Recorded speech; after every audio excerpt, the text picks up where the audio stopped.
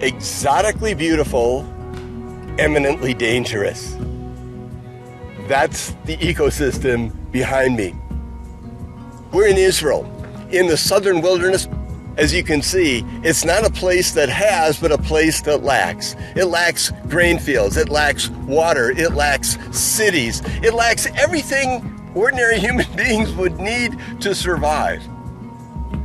And it's dangerous, extraordinarily dangerous. This place has all sorts of different ways to kill you, whether it's through scorpions, snakes, dehydration, or heat stroke. Take your pick. The wilderness has many ways to kill you. When Jeremiah looked at this place, he didn't summarize it in 4 words, but in a couple of verses. This is from Deuteronomy chapter 2, verse 6. He calls it the barren wilderness. Kind of looks like that, doesn't it? A land of deserts and ravines, a land of drought and utter darkness, a land where no one travels and no one lives. Pretty good, right? Now, when I think about all of those descriptors of this ecosystem, I'm not expecting to find Bible stories here because, good heavens, there are just no people here in Bible times. That is, unless we go to the time after the Exodus, during the 40 years when the Lord kept his people in a place just like this, not wandering, but waiting to get into the promised land.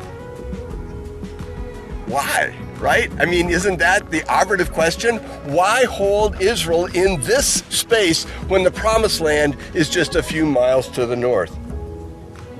Deuteronomy chapter 8, he gives the purpose statements behind the wilderness.